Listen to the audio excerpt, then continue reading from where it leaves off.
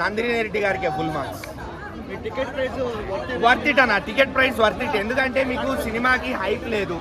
Okay, of course Samantha గారి comeback film, Nandini Reddy గారు కూడా చాలా రోజుల తర్వాత సినిమా తీసుకొస్తున్నారు. ఇవన్నీ పక్కన పెట్టేస్తే మనకు మామూలుగా పెద్ద బడ్జెట్ సినిమాలకు ఏదైతే హైప్ క్రియేట్ చేస్తారో అది లేదు. టికెట్ ప్రైస్లు హైక్ చేద్దాము, సినిమా మీద హైప్ తీసుకొద్దాము, అవేం లేవు. ఎక్స్ట్రా యాక్టివిటీస్ ఏం లేవు. నీట్గా వచ్చారు, సినిమా ప్రమోట్ చేసుకున్నారు, రిలీజ్ చేశారు. మేము పెట్టుకున్న డబ్బులకి మాకు చాలా వర్త్ ఇట్ అనిపించింది అన్న. మొన్న బ్లాస్ట్ జోన్ చూసి ఎలా అయితే ఎంజాయ్ చేశానో నేను, ఇప్పుడు ఈ సినిమా చూసి కూడా నేను అంతే ఎంజాయ్ చేశాను. మేబీ అది కంప్లీట్ ఓవరాల్ డిఫరెంట్ జానర్ అది, ఎందుకంటే కంప్లీట్ కరాటే మీద బేస్ అయి ఉన్న సినిమా. బట్ ఇది కొంచెం ఫ్యామిలీ డ్రామా అండ్ రివెంజ్ కలిసి ఉంటుంది. సో ఓవరాల్గా మాత్రం నేను ఎంజాయ్ చేశాను సినిమాని. ఈరోజు 4 సినిమాలు రిలీజ్ అవుతున్నాయి కదా.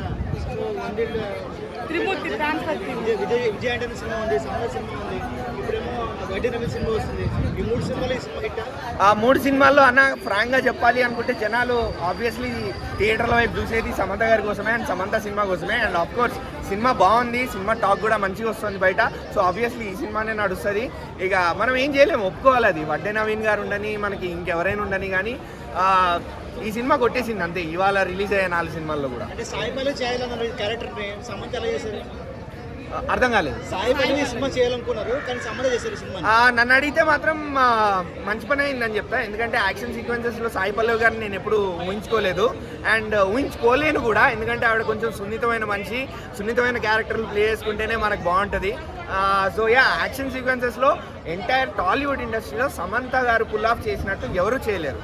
ఇది ఎవరిని అడిగినా చెప్తారు. ఇది ఒక్క మాటలో చెప్పాలంటే మంచి యాక్షన్ ప్యాక్ థ్రిల్లర్. సినిమాకి థియేటర్కి వెళ్ళండి, ఎంజాయ్ చేయండి.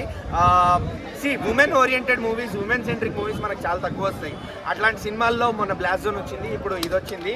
సో ఎంజాయ్ చేస్తారు, బోర్ ఫీల్ అవ్వరు.